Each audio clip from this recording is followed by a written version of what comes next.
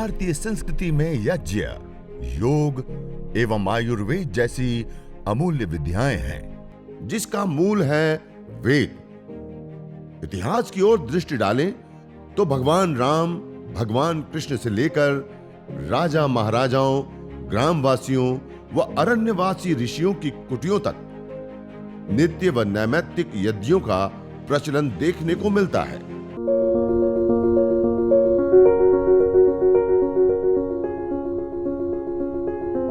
पूना का एक केस आया कि 7वें महीने में गर्भ के अंदर बच्चा एकदम निष्क्रिय हो गया था, छोटा हो गया था पूरा, और डॉक्टर ने बोला कि अब तो अबॉर्शन करना पड़ेगा इसका। वहां से फोन आया तो हमने डॉक्टर तारा सिंह जी जो आपके बीच में है यहाँ पर, उनसे बात की तो उन्होंने बोला कि उनको यज्ञ कराओ। लेखा माता जी के माध्यम से, डोंबिवली से उनसे बात हुई तो नीचे यज्ञ के हवन कुंड के नीचे उसमें ड्राई फ्रूट का लेवल बिछाया गया, सभी तरह के ड्राई फ्रूट उसमें लगाए गए और फिर यज्ञ चालू किया। देखिए 2 महीना यज्ञ करने से वो बच्चा वापस पुष्ट हो गया और नॉर्मल डिलीवरी हुई उसकी, और प्रॉपर वजन जो होना चाहिए 2 किलो 900-800 ग्राम वो उसने बच्ची को जन्म दिया। मेरी माता जी आज 84 इयर्स की हैं, 3 बार पैरालिसिस हो गया, हमने 3 बार उसको ठीक कर लिया। आज वो अपने पैरों पे चलकर जाते हैं, रोज यज्ञ हमारे साथ में सोफे पे बैठ के सब सुनते हैं, उनको पूरा यज्ञ याद है। लेकिन एक भी परिवार का मेंबर, जब से हम आज 5 साल से यज्ञ कर रहे हैं, हमारा एक भी फैमिली मेंबर आज हॉस्पिटलाइज नहीं है, डॉक्टर की मेडिसिन नहीं ले रहा है, और ज्यादा से ज्यादा अभी हम योग और यज्ञ को ही बढ़ाते चले जा रहे हैं।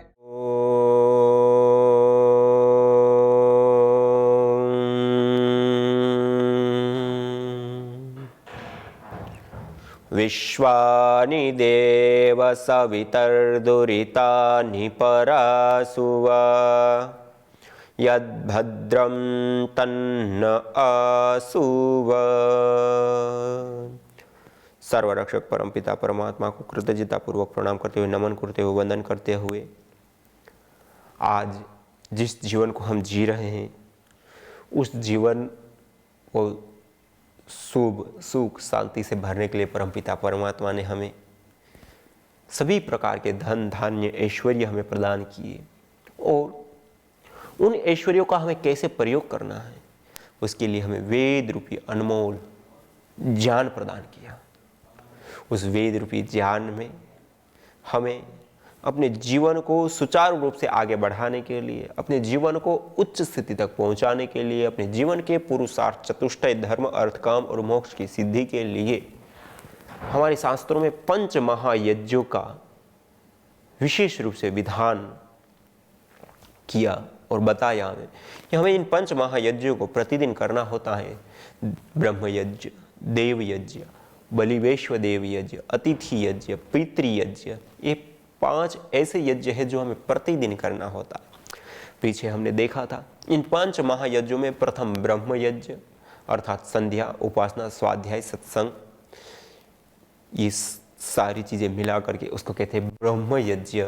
और दूसरा हम जान रहे थे देव यज्ञ, प्रकृति के पोषण, संवर्धन के साथ साथ हमारा शारीरिक स्वास्थ्य से लेकर मानसिक स्वास्थ्य से लेकर के समस्त चराचर जगत में, जड़ और चेतन में सत्व का आधान करने वाला होता है, वह है देव यज्ञ अर्थात प्रकृति की उपासना या प्रकृति का पोषण। और तीसरा होता है बलिवेश्व देव यज्ञ अर्थात हम एक इकाई है, एक जीव है, एक मनुष्य है, और हमारे से इतर और बहुत सारे जीव हैं। उन सब को ध्यान में रखते हुए मनुष्य का कर्तव्य बताया कि हम भोजन करने से पूर्व जो असहाय जीव है, चींटी, कीड़े, पतंग से लेकर के गाय, कुत्ता, भैंस से लेकर के जो अन्य प्राणी हैं, जो असहाय जीव हैं, उसके लिए भी हम कुछ अपने पास जो खाद्य पदार्थ आदि हैं वो उनको भी प्रदान करें, अर्थात उनके प्रति दया भाव की दृष्टि, उसके प्रति भूख की ने आज लोग मांसाहार करते हैं और उस मांसाहार में जो हमें देना होता है, एक जीवन को बचाना होता है, उसके प्रति दया का भाव, उसकी जगह पे उल्टा चल रहा है कि उसी जीव को मार करके लोग खा जाते हैं, उसी को निर्मम हत्या कर देते हैं जीव की, केवल अपने पेट की पूर्ति के लिए, एक बुभुक्षा की निवृत्ति के लिए। और यह हमारे शास्त्रों में बहुत ही हानिकारक, या आध्यात्मिक जीवन हम जीना चाहते हैं, आध्यात्मिक जीवन में उच्च चेतना की ओर हम आगे बढ़ना चाहते हैं, तो उसके लिए बहुत ही बाधक। इसलिए तो हमारे शास्त्रों में कहीं पे भी हम देखें तो धर्म अर्थात उन्नति के मार्ग पे चलने के लिए, अर्थात अहिंसा मूलक जीवन पद्धति हो, अहिंसा मूलक हमारा जीवन हो, अहिंसा मूलक हमारे कर्म। हिंसा को कहीं समर्थन नहीं है। हिंसा करना हमारे व्यक्तिगत जीवन के लिए भी और उस व्यक्तिगत जीवन के लिए भी बहुत बहुत ज़्यादा हानिकारक होता है। और बलि वैश्व देव यज्ञ भी हमें यही संदेश देता है कि हमारी इन सभी प्राणियों के प्रति दया भावना हो, करुणा का भाव हो, प्रेम का भाव, हमें उनको देना चाहिए। उनके जीवन को हमें उभारना है, उनके जीवन को हमें उभारना है, ना कि उसकी हत्या करना। और बलि का अर्थ ही आज इतना रूढ़ हो चुका है। बलि देने का अर्थ ही आज लोगों ने बकरा काटना, मुर्गा काटना, भैंस बोकड़ा काटना, क्या क्या अर्थ बता दिए। नहीं, बलि का अर्थ होता है त्याग करना, दान देना, अपने पास जो है उसमें से देना। आप सभी लोगों ने बलिदान शब्द बहुत सुना होगा।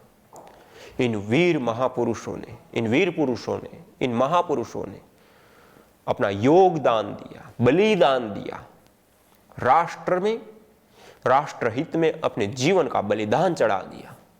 इस प्रकार के कई सारे आप शब्दों को सुनते होंगे। ये बलिदान क्या है? जो बलि शब्द वहां आया, शब्द का क्या अर्थ है? अपने पास जो है उसका त्याग करना, देना, ना कि किसी की हत्या करना, ना कि किसी का जीवन हरना। आज हम जिस रूढ़ि प्रयोग की ओर जा रहे हैं, हमें बचना चाहिए, इसके ऊपर चिंतन करना चाहिए और हमें सच्चे बलिदान की ओर, अर्थात जो सच्चा बलि का अर्थ है, उसकी ओर आकर के हमें वापस अपने जीवन को सुधारना चाहिए। और हमारे पास जो कुछ भी है उसमें से हम उन जीवों के लिए बलि दे, अर्थात हमारे पास जो अन्न आदि पदार्थ हैं, उन पदार्थों में से उन जीवों के लिए हम दे, उन जीवों को हम बढ़ाएं, उन जीवों के जीवन की हम चिंता करें, उनके प्रति दया भावना रखें, उनके लिए हम कुछ करें, जो अपने पास है वो देना, त्याग करना। यह है बलिदान की भावना, यह है त्याग की भावना। और यह जो बलिदान है, यह जो त्याग है, वही सच्चा बलिदान होता है। और इसी को बलि वैश्व देव यज्ञ कहते हैं, वैश्व देव यज्ञ।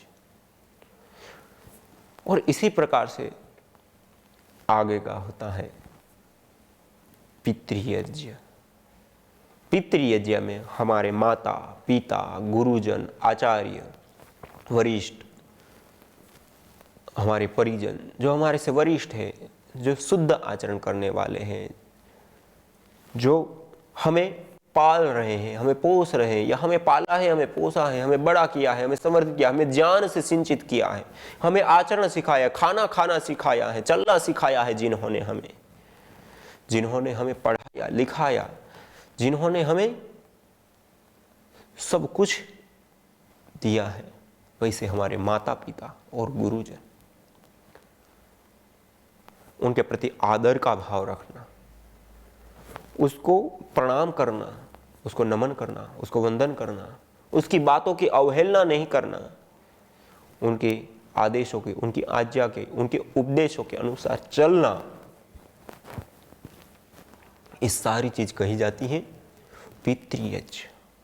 इसलिए हमारी प्राचीन गौरवशाली परंपरा में मातृदेवो भव, पितृदेवो भव, आचार्य देवो भव, माता पिता आचार्य, इनको देव कहे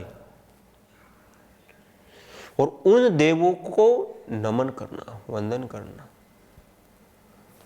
उनके प्रति कृतज्ञता का भाव रखना, उनकी आज्ञा का पालन करना, उनकी सेवा शुश्रूषा करना, उनके प्रति हम जो दे सकते हैं, कर सकते हैं, वो करने की भावना और करना, यह कहा जाता है पितृयज्ञ, अर्थात माता पिता का पालन पोषण, या माता पिता के लिए हम कुछ करें।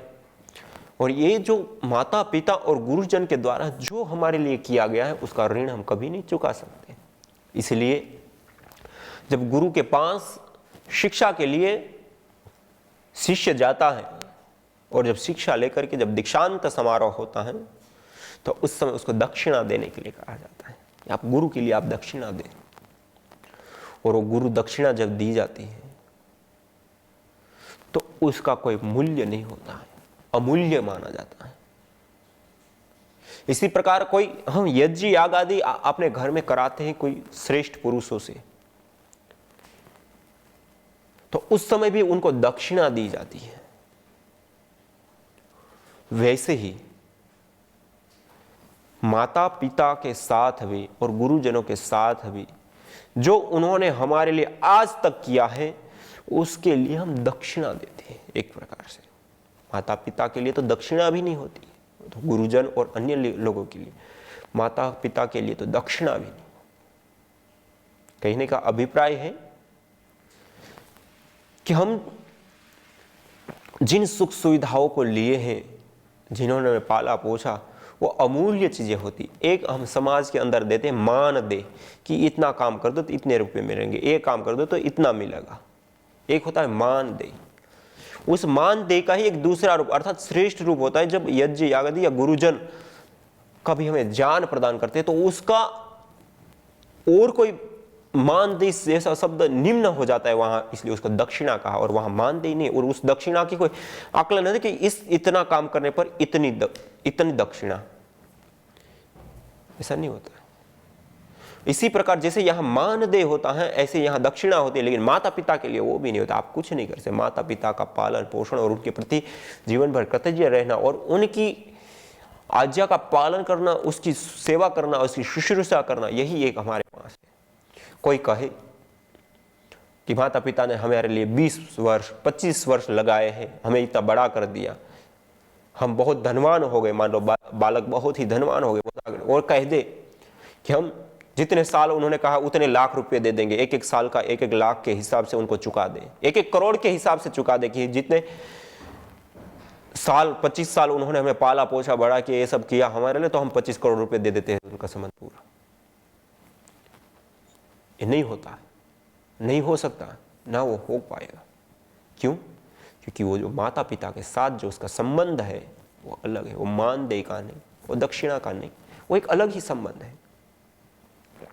इसलिए माता पिता को तृप्त रखना, माता पिता को प्रसन्न रखना, माता के पिता के प्रति श्रद्धा रखना, उसको प्रसन्न रखना, उसकी आज्ञा का पालन करना, उसकी सेवा शुश्रूषा करना, उनकी आवश्यकताओं की पूर्ति करना, इसके अलावा हम कुछ नहीं कर सकते। और उन्होंने तो हमें इस जीवन दिया है, उन्होंने तो हमें इस धरती पर लाया है, तो उन्होंने कितना बड़ा हमें उपकार किया है। और इतना ही नहीं, छोटे बालक से लेकर के बड़े हुए तब तक उन्होंने जो जो तपस्या की है हमारे लिए, वो कभी भी हम नहीं चुका सकते।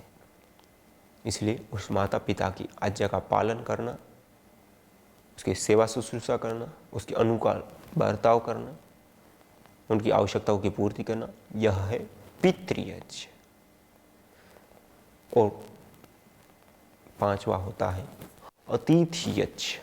अतिथि अर्थात जिसकी तिथि निश्चित नहीं होती, अतिथि, तिथि मानी तारीख, समय जिसका निश्चित नहीं होता है उसको कहते हैं अतिथि।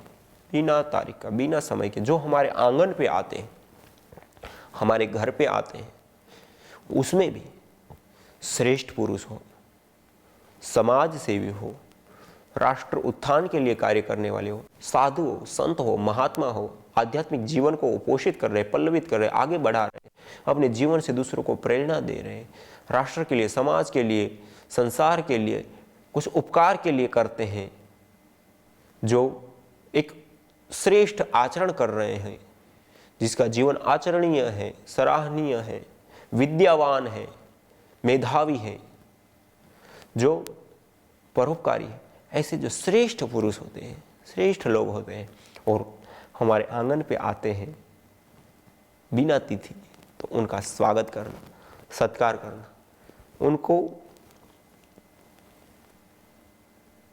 अपने घर के अंदर बुलाना, उनके लिए भोजन आदि की व्यवस्था करना, आवास आदि की व्यवस्था करना, या इस प्रकार की जो भी सेवा शुश्रूषा वो करना और उसके साथ बैठ करके स्वाध्याय करना, अर्थात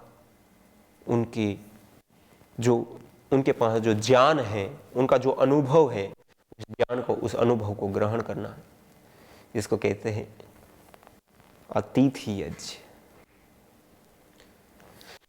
और इन पांचों महायज्ञों को मिला करके, यही पांचों महायज्ञ मिल करके हमारे जीवन को पूरित करते हैं, हमारे जीवन को पोषित करते हैं। चाहे वो हमारा आत्मिक उन्नति के लिए ब्रह्म यज्ञ हो, शारीरिक, मानसिक और पर्यावरण की उन्नति के लिए देव यज्ञ हो। इसी प्रकार से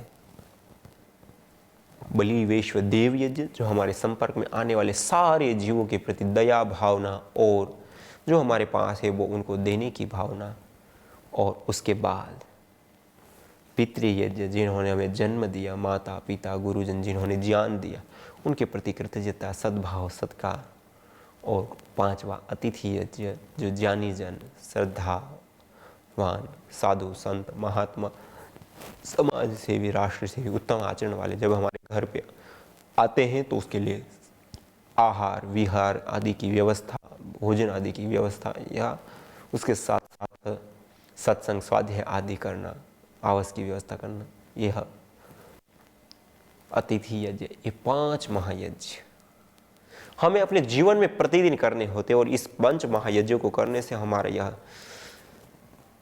संपूर्ण जीवन ऐश्वर्य से भरता है, शुभ से भरता है, सुख से भरता है, शांति से भरता है, सद्भावनाओं से भरता है। और इन 5 महायज्ञ जहाँ जहाँ जितने जितने टूटेंगे, जितने जितने हम नहीं करते हैं, जितना जितना उसको बाधित करते रहते हैं, जितना जितना इसका आचरण नहीं करते हैं, उतना ही हम इन 5 महायज्ञों का पालन ना करके हम अपने जीवन में दुखों को आमंत्रित कर रहे हैं, दुखों को हम आमंत्रण दे रहे हैं। हमें यदि सुख चाहिए तो इस प्रकार से चले, और यदि दुख चाहिए तो इससे विपरीत। जितना जितना इसका पालन करेंगे उतना उतना हमारे जीवन में सुख होगा, शांति होगी, समृद्धि होगी, सद्भावना होगी, अच्छाई होगी। और जितना जितना इससे हम वंचित होंगे, दूर होंगे, उतना ही ज़्यादा हमारे जीवन में और इस जगत में अशुभ, दुख, दरिद्रता, क्लेश, पीड़ा, अज्ञान, अभाव, दरिद्रता, जो भी दुख है वह सारे के सारे दुख बढ़ते हैं धीरे धीरे धीरे धीरे। इसलिए यज्ञ एक ऐसा, इसलिए यह 5 महायज्ञ एक ऐसा श्रेष्ठ उपाय है हमारे जीवन को शुभ से और सुख से भरने का, कि हम उसकी कल्पना भी नहीं कर सकते। इसलिए तो हमारे ऋषियों ने उसको देखा, उसको जाना, उसको परखा, और एक निष्कर्ष रूप में, निचोड़ रूप में जो चीजें सामने आई वो हमें बहुत ही सरल रूप में, सहज रूप में एक राजपथ की तरफ बना करके दी कि ये है, ऐसे ऐसे चलो आप। हम कोई भी जिस जीवन को जी रहे हैं उस जीवन में हम सुख चाहते हैं। जो भी क्रिया करते हैं, कर्म करते हैं, जो भी हम कुछ करते हैं, उसके मूल में एक हमारी चाहना मूल होती है, वह होती है सुख की चाहना। और वह सुख की जो चाहना है उसकी पूर्ति होती है किसी माध्यम से, तो वह होता है यज्ञ, हवन, अग्निहोत्र। ये 5 महायज्ञ संस्कृति की प्रतिष्ठापना। और जब हम इस संस्कृति के साथ जुड़ते हैं तो उससे हम इन सारी चीजों की सिद्धि कर लेते हैं। इसलिए इन 5 महायज्ञों का हमारे जीवन में बहुत बड़ा महत्व होता है। और इन 5 महायज्ञों का आचरण कर हम अपने जीवन को शुभ से, सुख से, शांति से, समृद्धि से, सद्भाव से, अच्छाइयों से हम भरते हैं अपने जीवन को।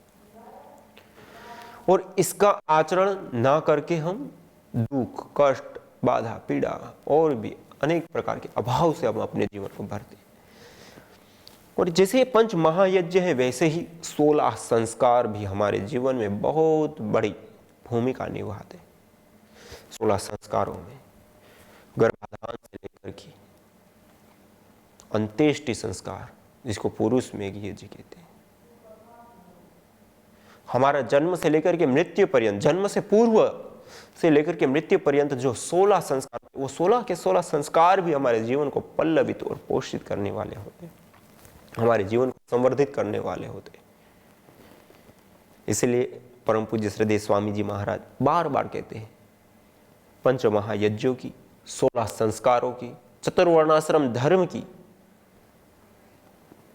जो यह प्राचीन गौरवशाली परंपरा है, सा प्रथमा संस्कृति विश्ववारा, 1 अरब 96 करोड़ 8 लाख 120 वर्ष पुरानी सा प्रथमा संस्कृति विश्ववारा, इस संसार की सबसे प्राचीनतम संस्कृति कोई है तो वह यह याज्ञिक संस्कृति है, यह योग की संस्कृति है, आयुर्वेद की संस्कृति है, पंच महायज्ञों की संस्कृति है, 16 संस्कारों की संस्कृति है, चतुर्वर्णाश्रम धर्म की संस्कृति है, 4 वेद, उपनिषद, दर्शन, ब्राह्मण ग्रंथ, ऐतरेय ग्रंथ, तैतरीय ग्रंथ, मनुस्मृति, नीति शास्त्र, इन शास्त्रों की परंपरा, शिक्षा, इन शास्त्रों से शिक्षा जो प्राप्त करते हैं, ये जो परंपरा वो बहुत ही विशेष और महत्वपूर्ण है। इसलिए हम अपने जीवन में इस संस्कृति को यदि हम धारण करते हैं तो निश्चित रूप से, जैसे मैंने पूर्व में कहा कि संस्कृति मानव समाज की जड़ होती है। जैसे पेड़ की जड़, पेड़ अपनी जड़ को छोड़ देता है तो समूल नष्ट हो जाता है, सूख जाता है, अपने अस्तित्व को खो बैठता है। वैसे ही मानव समाज जब अपनी संस्कृति को, शुभ को, जब अपनी संस्कृति को छोड़ देता है तो अपने अस्तित्व को खो बैठता है, दुख को प्राप्त करता है, कष्ट को प्राप्त करता है। इसलिए हम अपनी संस्कृति की ओर आए, अपने मूल की ओर लौटे, अपनी जड़ के साथ जुड़े, यज्ञ के साथ जुड़े, योग के साथ जुड़े, आयुर्वेद के साथ जुड़े, स्वदेशी के साथ जुड़े, प्रकृति के साथ हम जुड़ करके जीवन को जिए। यह है हमारी संस्कृति की पावनी परंपरा, श्रेष्ठ परंपरा, जिसमें जीवन को आलोकित करने वाली, जीवन को सुख से और शुभ से भरने वाली, जीवन में सद्भावना और अच्छाइयों को भरने वाली यह श्रेष्ठतम विधा और विद्या होती है। इसलिए आइए हम सब मिलकर के इस ऋषियों की संस्कृति, वैदिक संस्कृति, ऋषि संस्कृति को अपनाएं, अपने जीवन में और इस जगत में दिव्यता का हम आधान करें। आज इतना ही, इसी के साथ ओम शांति शांति शांति ओम।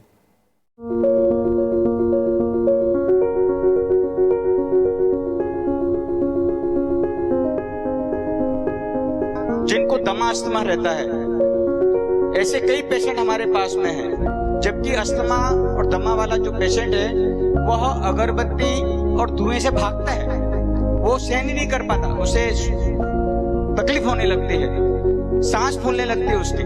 लेकिन यज्ञ के धुएं से यज्ञ करने तक, शुरुआत से लेकर एंड तक उन्होंने पूरा यज्ञ करते हैं और आज वो कम 85% उनके पंप छूट गए। जो दमा अस्थमा के जो उनके पंप थे वो भी छूट गए यज्ञ करने से, और वो नियमित रूप से अपने घर में गूगल की ध्वनि आज भी ले रहे हैं और उन्हें पूर्ण लाभ मिल रहा है। हम कई घरों में यज्ञ कराने गए, कई घरों में, और हमने पाया कि दमा अस्थमा वाला पेशेंट यज्ञ को छोड़कर अंदर घर की ओर भागता है, अंदर रूम की ओर भागता है। बोले नहीं, बाद में चालू करना, पहले हमको अंदर जाने दो। तो हमने उनको बताया कि जब आपको तकलीफ होने लगे तब आप अंदर चले जाना, जब तक तो बैठो। अभी तो हमने कुछ भी जलाया नहीं है, जब जलेगा, धुआं होगा, तब आपको महसूस होगा ऐसा कि चलो कोई बात नहीं, हम तकलीफ हो रही है तो आप अंदर चले जाना। तो हमने ऐसा पाया कि जैसे ही हमने यज्ञ चालू किया, यज्ञ चालू करने के बाद में जैसे हमने घी की उसमें आहुति चालू की और वो व्यक्ति पूरा यज्ञ के समय तक बैठा रहा और पूरा लाभ उसे मिला। तो दमा अस्थमा वाले पेशेंट को तो मैं बोलूंगा कि उसे नियमित रूप से यज्ञ करना चाहिए। यज्ञ भारतीय संस्कृति का मूल है। तो आइए हम संकल्प लें, संसार के श्रेष्ठतम कर्म यज्ञ को अपनाएं। पिंड और ब्रह्मांड में संतुलन कायम करने वाले यज्ञ को अपने जीवन का अभिन्न अंग बनाएं एवं प्रकृति मां के प्रति अपने ऋणों को अदा करें। विश्व स्वास्थ्य का एक नारा, यज्ञ से होगा जग उजियारा। भारतीय संस्कृति की अमूल्य विरासत यज्ञ की महिमा को जानने हेतु वैदिक चैनल पर प्रतिदिन प्रातः एवं सायं 11:30 बजे यज्ञ महिमा कार्यक्रम से जुड़ें। विशेष जानकारी हेतु संपर्क करें।